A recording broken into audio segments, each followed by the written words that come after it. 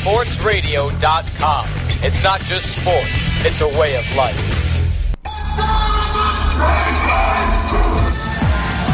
Chicagoland Sports Radio Sports Update.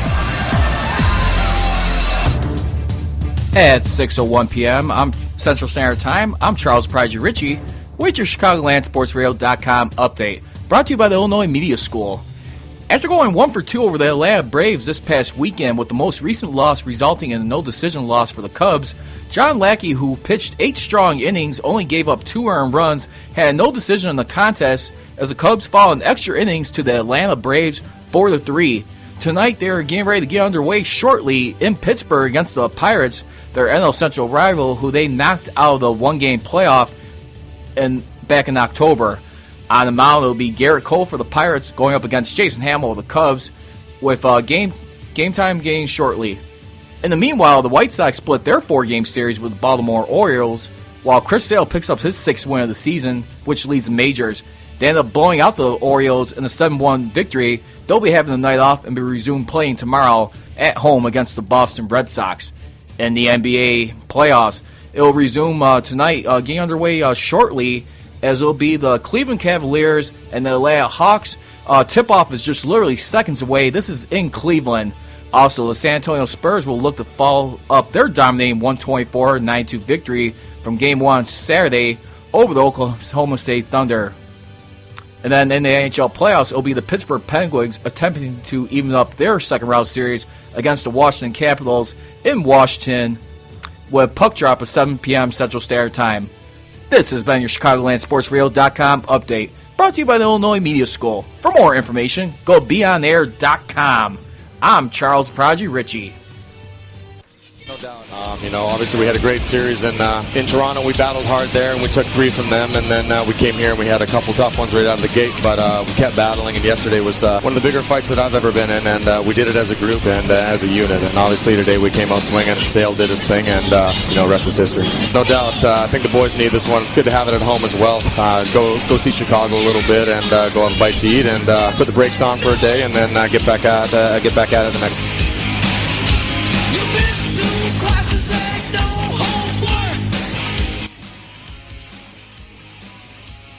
Hey now, and good evening everybody to another edition of Primed Up here on ChicagolandSportsRadio.com.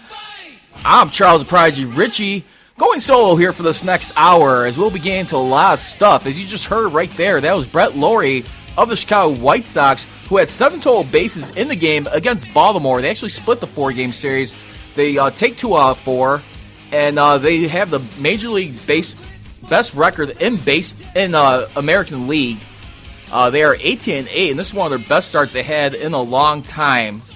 Well, anyway, like I said, besides the Cubs, the Sox are just really turning some corners right now as they're trying to establish themselves for the season. Who would ever thought at this point in time that they are currently 3 games ahead of the Detroit Tigers, yet alone you got the Kansas City Royals, who's currently out by 4 games in the Central of the AL. Well, anyway, we got a lot more stuff to come talking about. As you know, would like to hear everybody's thoughts and opinions on this weekend's NFL Draft. It was once again for back-to-back years. Chi-Town is Draft Town. And I don't know about you folks, but, they literally put the term draft in Draft Town, if you know what I mean. I'd like to hear, feel free if you guys want to call in, leave your thoughts about your favorite team.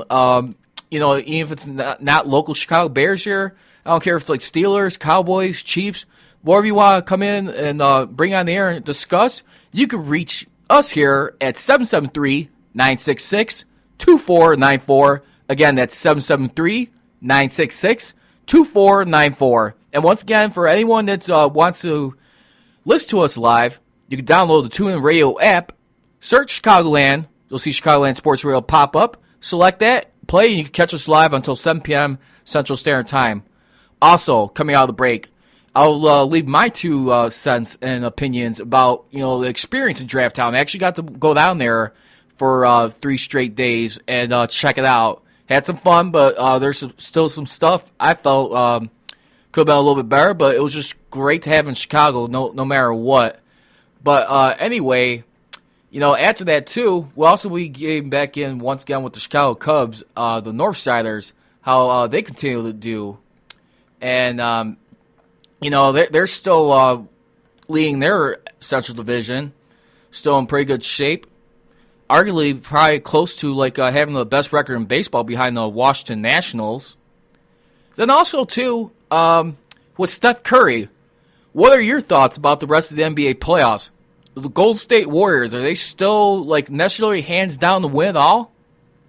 I'd have to, really question that at this point if you ask me. I mean, especially with the Spurs opening up, dominating as they did against the Oklahoma City Thunder. Well, anyway, like I said, we're actually kicking it off right now with the Chicago White Sox, the Southsiders. Unbelievable what they're doing. You have Chris Sale, the best pitcher in baseball right now, 6-0 in the league to start.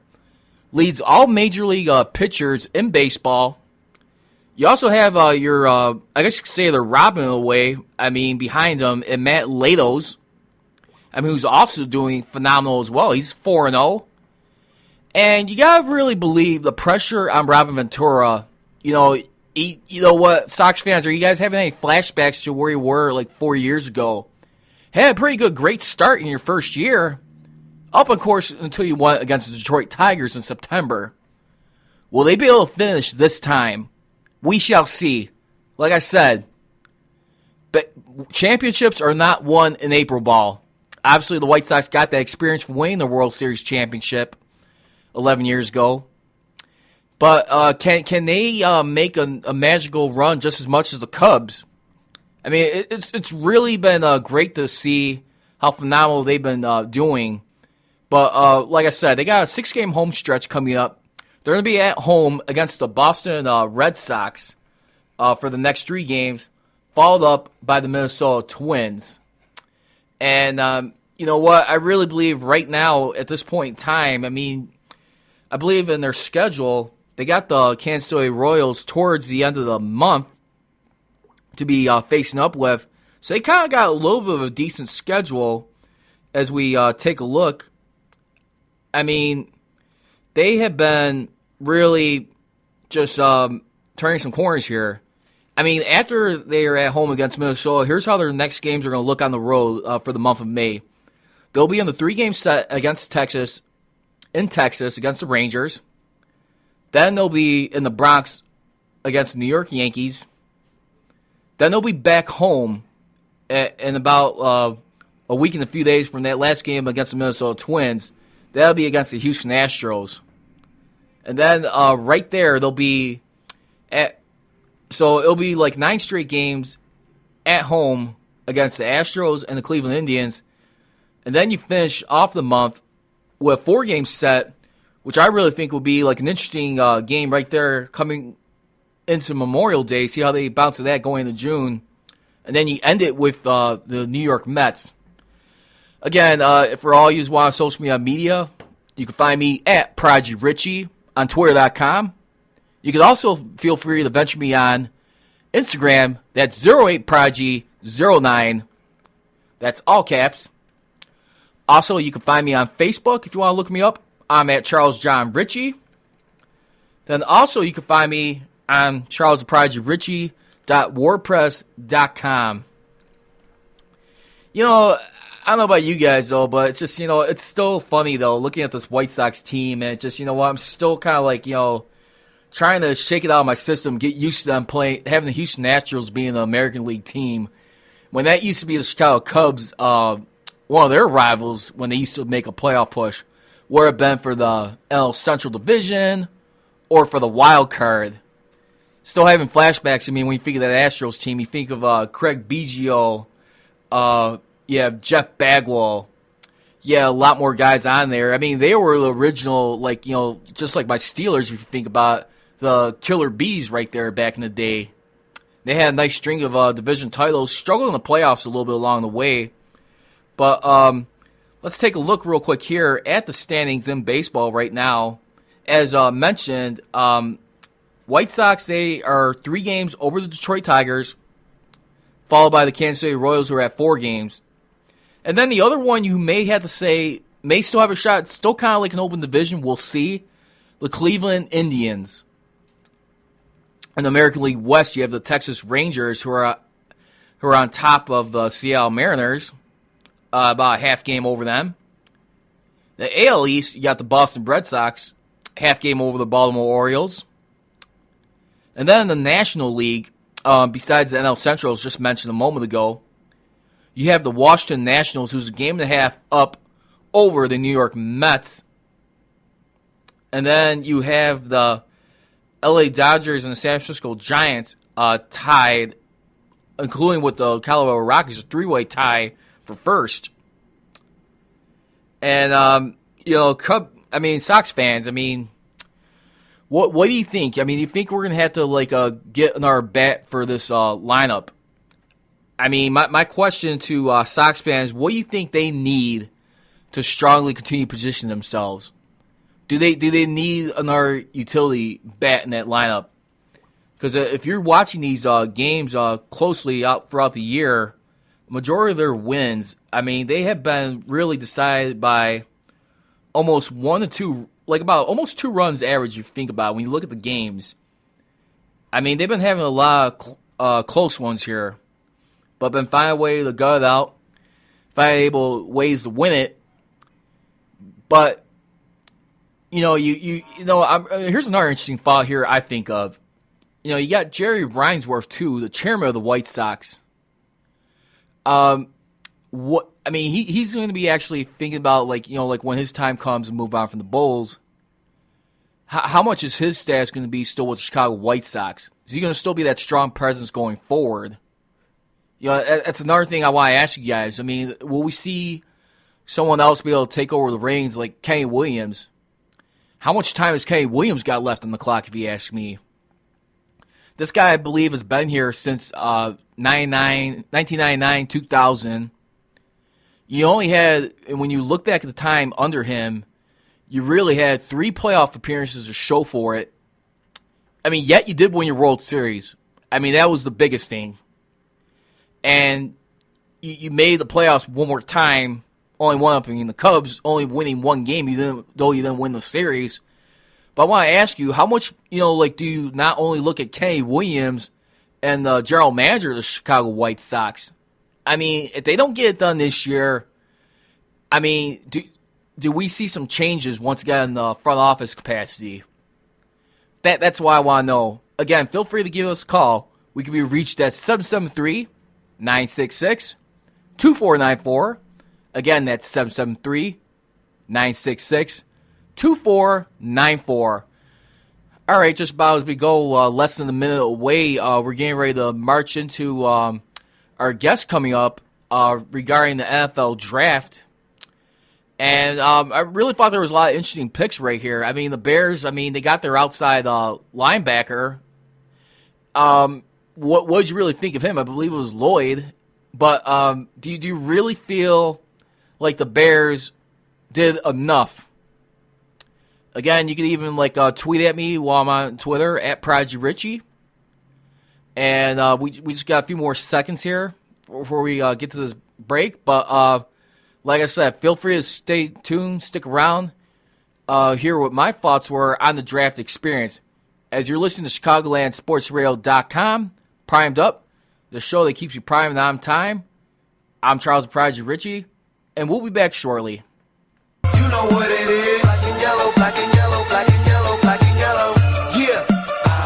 You know what it is. Black and yellow, black and yellow, black and yellow. All right, and welcome back to ChicagolandSportsRadio.com, Primed Up. I'm Charles Prodigy Richie, and joining us right now on the line, we got a returning guest once again. He's a beat reporter for PennLive.com. His name is Jacob Klinger. He can be followed on Twitter.com at Jacob Klinger. That's JACOB_Klinger, KLINGER. Jacob, I just want to say thank you again. Welcome back to Primed Up. Thanks for joining us again. Hey, thanks for having me. No problem. Hey, anyway, just want to ask you your thoughts real quick. How would you grade the Pittsburgh Steelers' overall draft this year, especially what they had the last 3 years? What would you give this one? My boss asked me to do the same thing, and I believe I gave them a B+. B plus. Yeah. Look, going into the draft, my thoughts at least were they needed a corner, they needed a safety, and they needed to beef up the defensive line to do one of two things with the defensive line. That is, either get depth behind Cameron Hayward and Stephon Tuitt, who had to play far too much last year, Right. or replace Steve McClendon at nose tackles. They have Dan McCullers, who they drafted a few years ago, but hasn't really done anything for them since.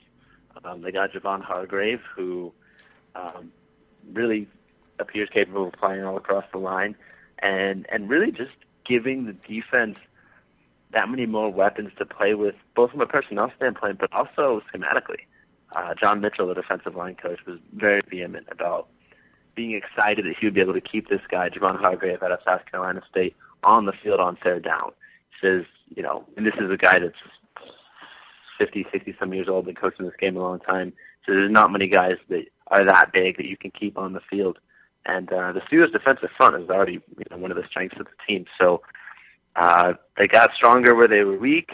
They got stronger where they were strong. They ignored the offense for the most part. But like I said, the offense is already pretty good. So. But I think in fairness to the Steelers, I think you had no choice but to kind of focus a little bit more emphasis on the defense, especially when you went on the offseason all offense, picking pretty much guys up like Ladarius Green. But of the two cornerbacks that were selected, who'd you like more in particular between Artie Burns and Sean Davis of those two? Well, Sean Davis, it should be said, he played cornerback last year for Maryland. He was a safety for most of his career, though, and the Steelers plan to use him as a safety, particularly as a strong safety alongside Mike Mitchell. The way Carnell Lake, their defensive backs coach, was talking about him, it sounded like he was ready to slot him in, which is a little bit surprising considering they re-signed Robert Golden, who has played in that same spot in spot appearances the past couple of years. But as far as between those two signings, I do like Davis just because I think he's more immediately ready to contribute without knowing too terribly much about either of them beyond just the tape that I've seen.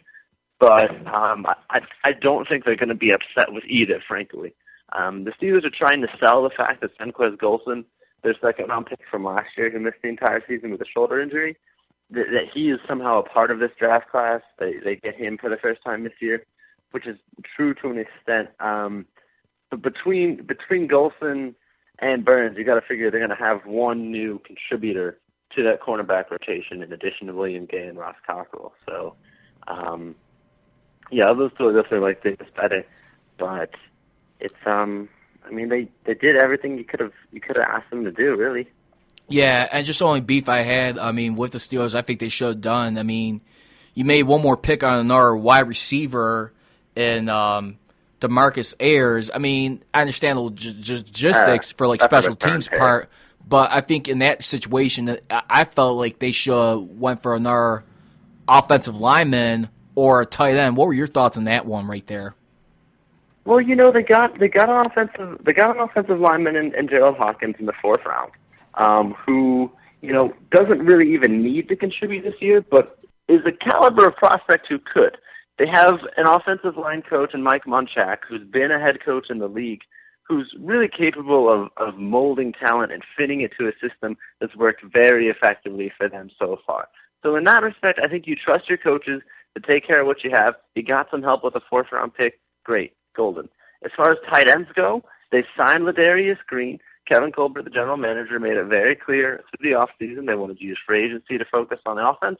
They were going to use the draft to focus on defense. And let's not forget, they had Jesse James, who in spots last season when Matt Spaeth and Heath Miller, who has since retired, were out injured or limited in one way or another, contributed with I think a touchdown or two and I think a two-point conversion. He's very much a part of the offense. So, no, I really don't think they need tight end help right now. And honestly, if you want to think about protecting the offense, preserving the offense, finding a guy who you think can return punts and and in that respect, keep Antonio Brown from taking, hits from players with a 40-yard running start, that's as valuable as any lineman or tight end that you could possibly draft at that point, or ever. So, yeah. No, I really don't have a problem with how they drafted this one out. Okay, and also to wrap it up too, with the Steelers draft, another interesting thing too that came up, and I was glad they looked into this. If you ask me, because I really believe the second quarterback depth chart on the roster is not necessarily considered hands down. Remember, Bruce Gradkowski went down with an injury last year in the offseason. You had Landry Jones back up Big Ben, who nearly lost the game against the Bengals in the playoffs. And, yeah, I mean, what are your thoughts on that right there? Because I haven't seen him start a game from start to finish to win a full game. I'm not ready to give him the backup job. What's your thoughts on that situation? I mean, frankly, you can say the same of Bruce Gradkowski, at least with the Steelers. He's played, I think, he's appeared in all of 2 games since he signed for the team in 2013. I think Landry Jones is a legitimate second-string quarterback in this league. No, he has not Ben Roethlisberger, but he is comparable in his knowledge of the offense and the way he'll more or less play. He is not as much of a scrambler or ability to extend plays in the way that Roethlisberger is able to somewhat intangibly do. They re-signed Gradkowski, though, and at the very least, you've got an extra assistant coach on the sideline. At the very best, you have a legitimate, proven backup quarterback. They say they liked what they saw from him physically when he came in for a tryout. Honestly, I do think it'll be a battle for second string, but from what I've seen, I would have no problem if I were making the call having Landry Jones be the backup. If nothing else, though, they've got Gradkowski there as a third stringer. They've got one other quarterback on the roster, Dustin Rollins, who floated around as a backup with the Cowboys for a couple of years, but he was an undrafted free agent out of West Texas A&M, as I recall. So it's a smart move. However, if the depth chart plays out. Yeah, and the only other concern, just one last question before let you go. When would you start looking into draft or free agency to get someone ready in case Ben Roethlisberger starts slowing down? How soon do you go attack that draft once again? The next year or the year after? I think it depends on really how the draft plays out. This was a bad draft for quarterbacks. The fact that 3 went in the first round still kind of hurts my head. I was talking to one agent who tends to represent lower-level players the other day, and he was talking about a guy he'd met with, and he just said, look, it wasn't worth it.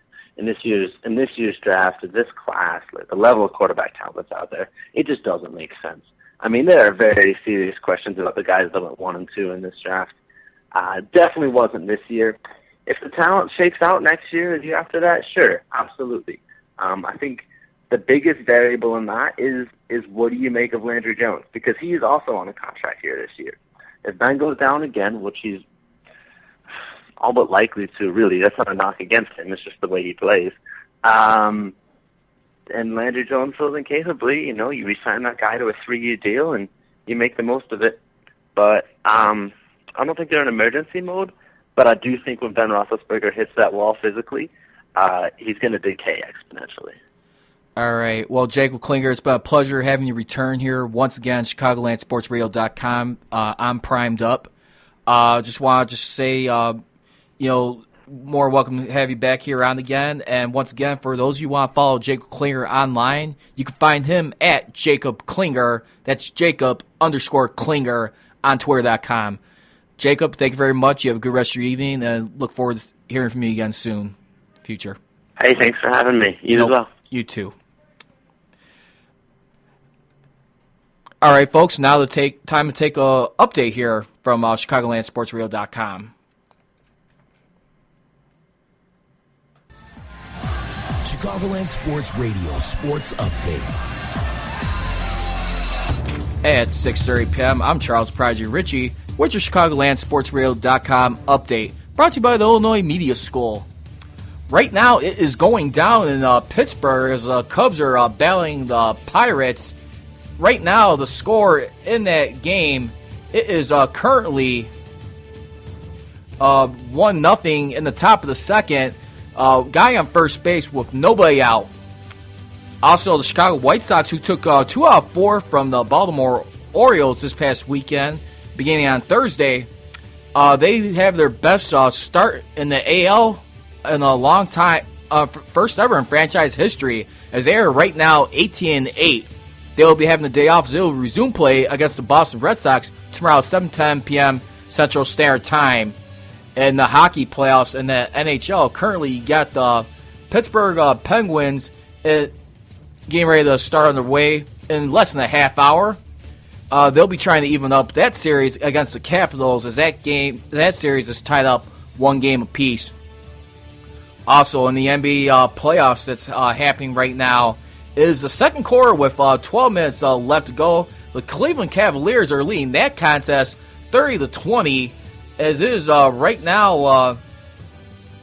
It is Kyrie Irving who's leading the Cavs in this contest right now with 10 points. Then later on, you also got you got another.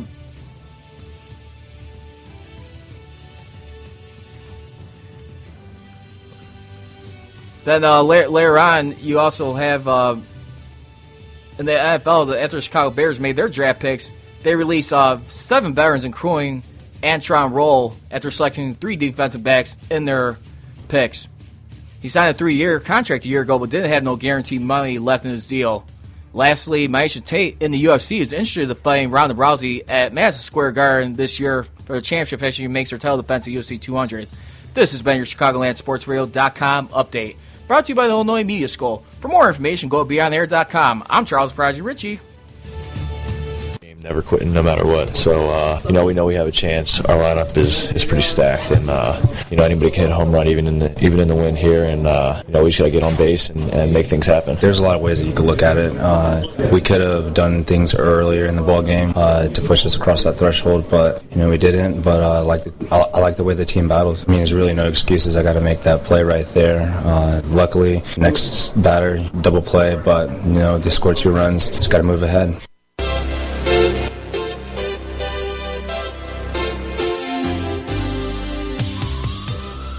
All right, welcome back to ChicagolandSportsRadio.com. Primed Up, show that keeps you primed and on time.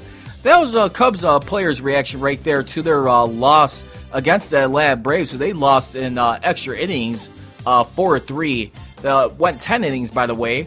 And as you heard in the update, it was pitcher John Lackey who got the no decision in that contest, as they just taking 1 out 2. He had a game that was delayed on Saturday due to inclement weather, which was rain. So we'll see how they continue to bounce back, as they are currently on the road tonight against the Pittsburgh Pirates, happening right now. Just real quickly, I mean, I was just taking a look online on Twitter.com, seeing the Chicago Cubs. I mean, they're dressed up with some really wacky suits here, but I mean, colorful way of Joe Man keeping them loose. I mean, you see a couple of guys, David Ross, having them like almost in like Yankee Doodle type suits here, and then having the group picture, you have a couple cameo suits, and really just having some fun. Almost kind of reminds me of like We Are Family from like the Pirates back in the day. Well, anyway, before we come back from this break, we're going to dive into the NBA playoffs. And I'm going to give you my thoughts and opinions on who will be going forward.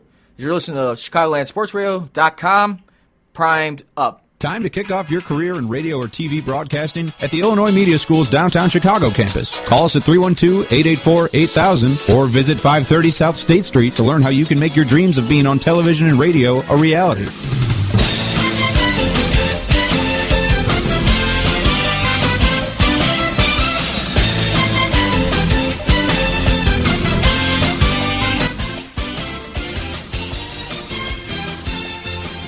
And welcome back, everybody, to ChicagolandSportsRadio.com, Primed Up, the show that keeps you primed and on time. I'm Charles the Prodigy Ritchie, and right now, I got joining me in here in the studio right now. Before they kick off their show, I got Flex right here in front of me. Good evening. And then I got K-Trey. How you doing, man? from their show, Showtime, who they usually do from 7 to 9 p.m. Central Standard Time. Got some good stuff. Make sure you check them out. They got their show, Showtime, with K-Trey and Flex. Before we get started, if you don't mind telling the audience, where can they plug you guys up on social media? You can follow me on Twitter at Showtime_Flexing or Instagram at official.famousflex or on Facebook at Thomas Butler. You can find me on Twitter at Kevin Tregoning, Tregoning. That is Tregoning, and it's the same thing with Facebook, so look me up on there. Alrighty.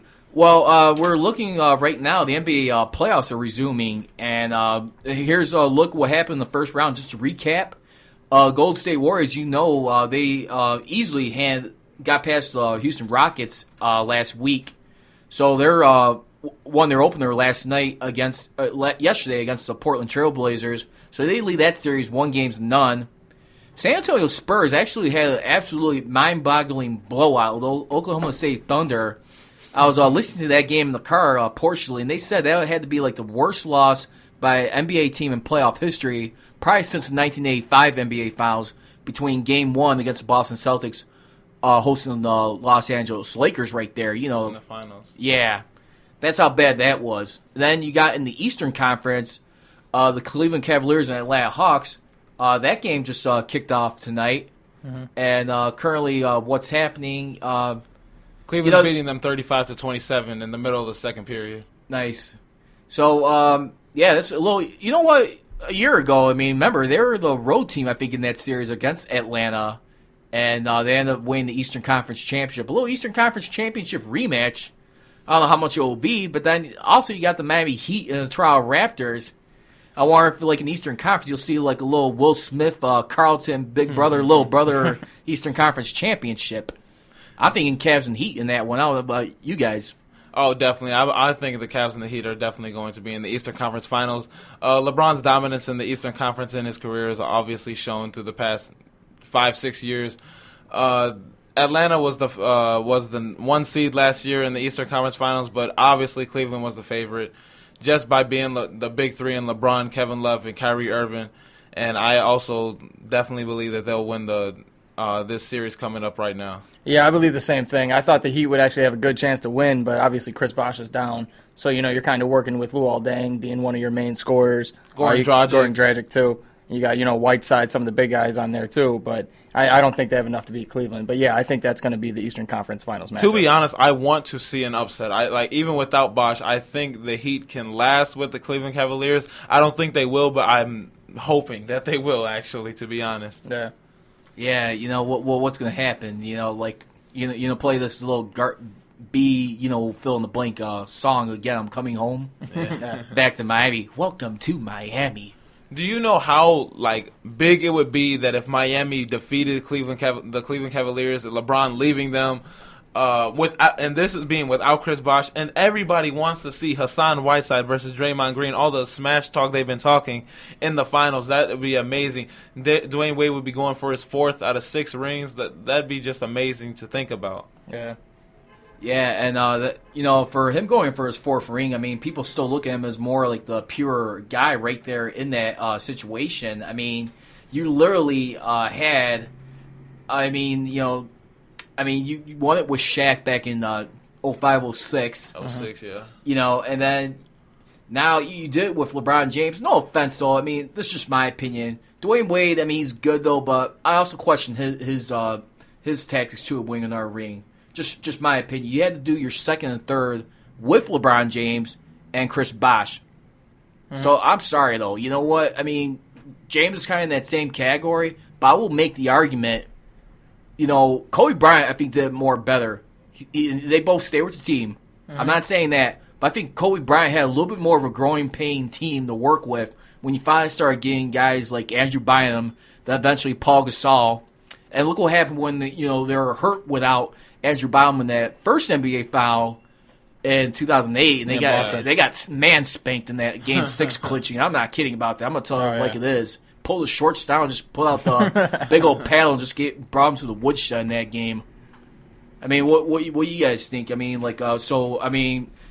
it's gonna probably. I'm gonna say at this point, Spurs Cavs, NBA Finals. I'm not just really feeling too strong about the Warriors. Without Curry, the Spurs will win. With Curry, a strong Curry, the Warriors are winning the NBA Finals. Either way, I believe the Cavaliers are losing to either the San Antonio Spurs or the Golden State Warriors. Well, he's coming back Game 3, rumor has it, against Portland, Steph Curry. So I wouldn't even play him. If they win Game 2, I'm not playing him. I could see that. But, I mean, you have to get him ready, though. I mean, you don't want him trying to get ready against the Spurs and coming back and having rust on him. Of course.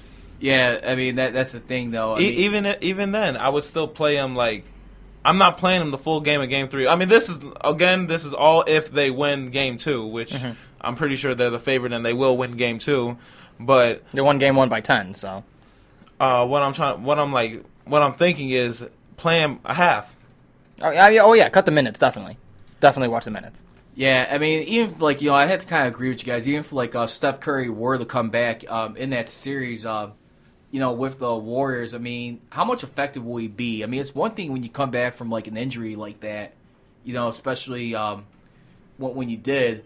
But, I mean, is he going to really be the same guy in the playoffs is my question, Is he really going to be the same guy in the playoffs? I believe he's still I think right now, without Stephen Curry, we're seeing how great of a player Klay Thompson is and how even better of a player Draymond Green is. Excuse me. I've always said that if Klay Thompson had his own team, he'd be the best shooting guard in the league. Right now, in my opinion, he's top 2 between him and James Harden. James Harden just because he has his own squad. Stephen Curry's good, though, but I'm sorry, though, but I think, Draymond Green just reminded Steph Curry that, hey, I'm the breath of him and heart. You're just the anvil right here. I'm sorry. You think Draymond Green's a better all-around player? Oh, he's definitely an all-around player, but he has to take the step back for, Stephen Curry's the MVP. He's the best player in the league. Well, he's not getting the shots that Steph Curry is. I mean, not to say he's going to shoot, that good from 3. He's obviously not going to level up there, but, he's a better rebounder. He can play, different positions. He's 6 inches taller. He plays in the down low position. But what we were having that argument with one of my friends earlier today. Yeah, Draymond Green is definitely maybe a top 20 player in the league. They were trying to argue is he a top 10 player? I believe he may be top 15, but I don't think he's a top 10 player in the league. Because I believe top 15 or top 10 players in the league, any of the top 10 players in the league, you can start a team with. I don't believe you can start a team with Draymond Green. I mean, I could see that. It's hard because it's a different type of game you'd have to build around. I believe you could start a team with Stephen Curry.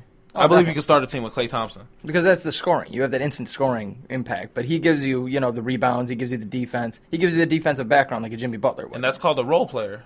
Well, I mean, a second star. But if you have more time, though, if he sees more minutes, it could be something different. He has to be essentially the third, fourth scorer on Golden State. He doesn't have to be the number 1. Of course, because obviously I've seen Draymond Green score 30 points. He can drop buckets if he needs to. But can he do it consistently? We're saying the same thing with Klay Thompson right now. I mean, if Klay Thompson had his own team, Draymond Green's even a step further back than that. He's getting even less time than Klay Thompson. If Klay Thompson, this is just my opinion, but if Klay Thompson had his own team where he is the star and nobody else, he is the star, even if he was it was a trade between them and the Rockets, he just had a Dwight Howard or something, he's averaging 30 points a game. Just like Stephen Curry is. He's just like Stephen Curry. It's just that they're brothers. It's like if him and Seth were on the same team. You don't think Draymond Green could average 30 points somewhere? No, not at all. No. Okay. Nowhere. Okay. I don't think Draymond Green's averaging 30 points on a D-League team. Yeah. Well, you know what? I mean, I think he's just been building a lot of confidence. But speaking of which, real quickly, we also got the Spurs and Thunder. They're supposed to be resuming this evening, I believe, in the NBA playoffs.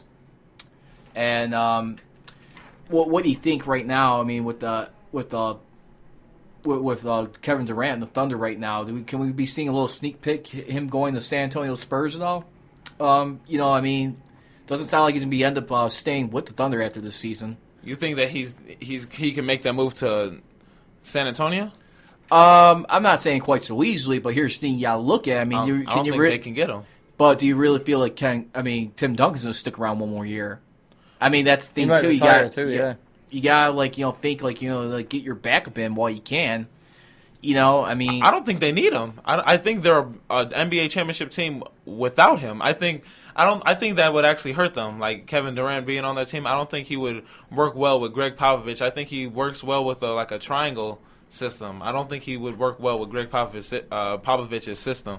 They already have Kawhi Leonard at small forward and LaMarcus Aldridge at power forward.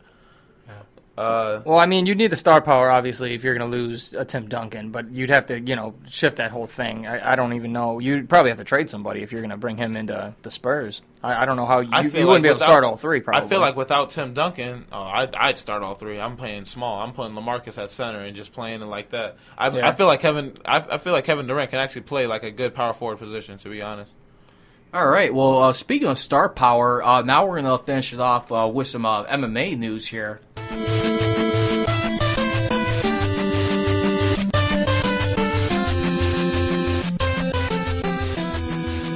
All right, we're going to finish off with some UFC talk here. As one of the biggest stars going on right now, I mean, I'm going to move a little bit away from Conor McGregor. If you want to feel free to add something in, go ahead.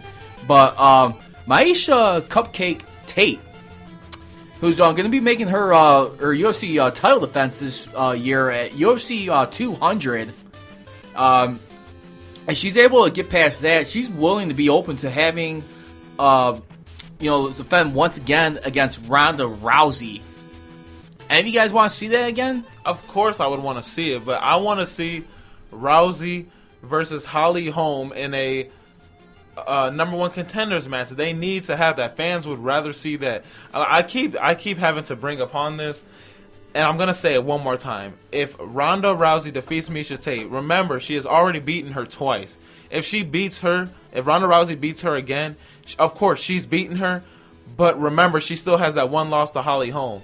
And people want to see if that's a fluke or not. Yeah, if she beats Miesha Tate, she won. She's the champion again, but she still has that one loss to Holly Holm. Does Holly Holm truly deserve that title? I really want to see Rousey versus Holm. Miesha Tate can defend it against somebody else, but I want to see a number one contenders match at UFC 200. At UFC 200, Rousey versus Holm. Not that. I have to honestly say too. I really believe Miesha Tate. I mean, she's good, but she really got lucky. I mean, I didn't watch the fight, but she pretty much did like an Anderson Silva, like what he did to Chael Sonnen back in 2010. You got him right in the trap, right where you wanted him. It was more like a desperation move, and you were able to pull it off that way. Listen, Tate is a good wrestler who's willing to go the distance at any time, but the thing is, with her, I mean, she is, I can't really see her doing like the knockout type style or being your finishing fighter.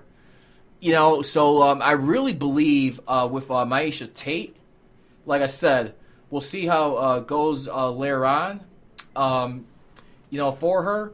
But I really believe Miesha Cupcake Tate definitely got a long way to go.